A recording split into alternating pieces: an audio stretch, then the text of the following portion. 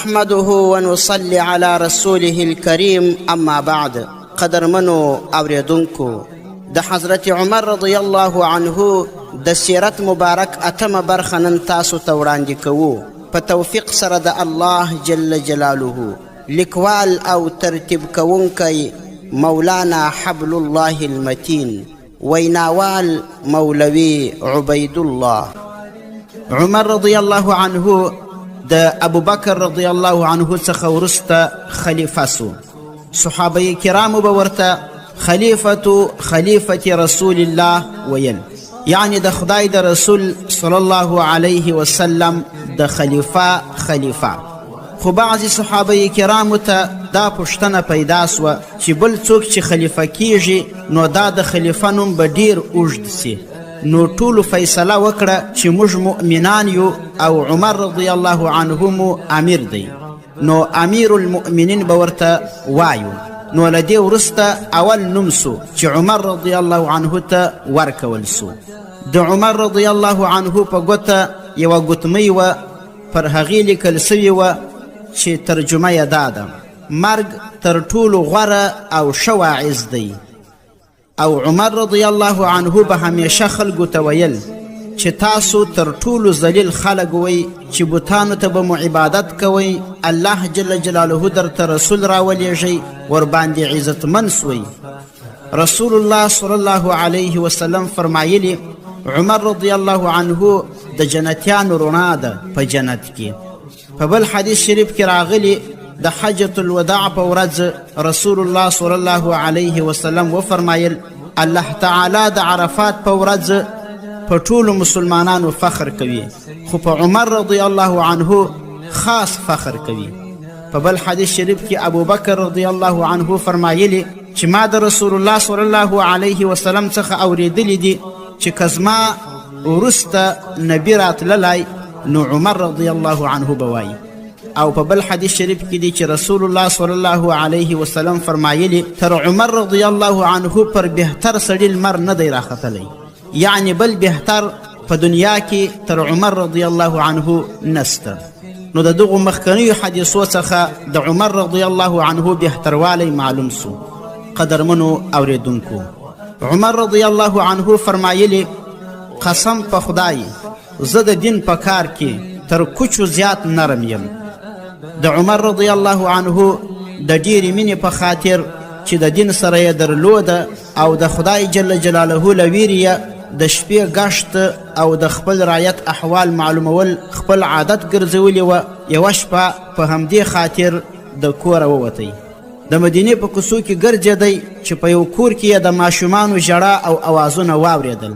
تر دروازې ور وکتل که ګوري چې پر اور کټوی یا دیګ ایښی دی، یو شی پکښې دی او اور لاندې تربل دی. خو هغوی مور ته وایي ژر سه موږ وږي یو، خو مور ورته وایي تاسو بیده سئ، کله چې ترکاري پخه سول بیا به زه تاسو راویښ کړم. خو هغوی نه ویده کېدل. آخر ډیر وخت تیر سو چې معمولا ترکاري دومره وخت کې پخیږي، خو عمر رضی الله عنه انتظار دی چې څه کیږي. خو انتظار یې اوږد سو. نو اواز یې ورته وکئ خورې دا ماشومان ولې ژړوي، ماړه یې کړه چې بیده سي. هغې ورته وویله په څه شي یې ماړه کړم. عمر رضی الله عنه ورته وویل ولې په دیګ کې څه شی دي؟ هغې ورته وویل تشې اوبه مې پکښې اچولي دي چې ماشومان وغولوم او ویده سي. په کور کې د خوراک څه شی نسته، بس د عمر رضی الله عنه او زموږ ترمنځ خدای جل جلاله سته. عمر رضی الله عنه ورته وویل نو عمر رضی الله عنه ته څه معلومه ده؟ هغې ورته وویله څنګه امیر المؤمنین دی چې د خپلو مؤمنانو له احواله ناخبر دی. عمر رضی الله عنه په ژړا کور ته راغی. ژر ژر یې خورماوي، اوړه، وازګه او نور لباس په ګونۍ کې واچول. دومره سول چې پورته کولی یې نه سول. خپل غلام اسلم ته یې اواز وکئ اسلم ژر دلته راسه، دا ګونۍ زما پر اوږو کښېږده.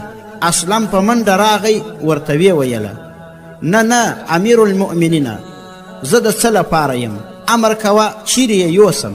عمر رضی الله عنه ورته وویل نه زه یې په خپله وړم.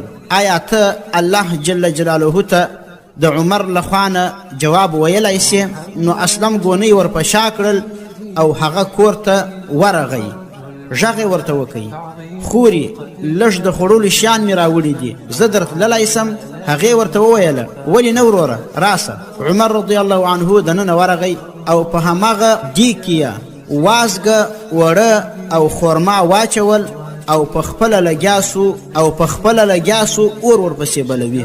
اسلم وایي ما ولیدل چې د عمر رضی الله عنه په مبارکه ګڼه ژره کې دود دې خوا و دې خوا ته راوتی، تر څو یې خواړه تیار کړل او دیګ یې راکښته کوي. په خپل مبارک لاس یې ماشومانو ته په خوله کې خوراک ورکوي، تر څو ښه ماړه سول، نور یې بس کړه. نو بیا یې لوبې ورسره شروع کړلې. کله چې عمر رضی الله عنه د ماشومانو سره لوبې شروع کړلې، نو هغوی په خندا سول او هغه ښځه ورته لګیا ده، دعا ورته کوي چې خدای جل جلاله دې د عمر پر ځای کړه، خو پیژنې یې نه چې همدا عمر رضی الله عنه دی. عمر رضی الله عنه چې ماشومان په خندا ولیدل، خوشحاله سو، تنده یې وځلېدی، د هغه کوره راووتی. په لار کې یې اسلم ته وویل چې ته پوهېږې ما ولې د ماشومانو سره لوبې کولې؟ هغه ورته وویله زه هم ستا دې کار ته حیران وم. عمر رضی الله عنه ورته وویله ما ماشومان وږي لیدلي وه، ماړه مې کړل، په ژړا مې هم لیدلي وه، نو ځکه مې کوښښ وکړ چې په خندا هم سي، نو ومې خندول. عمر رضی الله عنه ډیر زیات مهربانه و چې د هر چا سره به د دین د غوښتنې مطابق چلند کاوه. یوه ورځ د یو مسلمان او یهودي لانجه وه، دوی ورته راغلل، دواړو خپله دعوه بیان کړه، خو یهودي پر حق و. نو عمر رضی الله عنه د یهودي په حق کې فیصله وکړه. نو یهودي وویله قسم دی رښتینی امیر المؤمنین یې. نو عمر رضی الله عنه په دوره یا قمچینه وواهه چې ته څنګه پوهیږې چې زه رښتینی یم؟ هغه ورته وویله چې ستا ټول کړه وړه عادتونه زموږ په کتاب کې لیکلي دي، او داسې یې هم لیکلي چې ته به عادل هم یې، او ستا هرې خواته به ملائکې ستا کومک کوي او تا به حق ته راکشوي. قدرمنو اوریدونکو، تر بیا راتلو پورې مو پر یوه الله جل جلاله سپارو.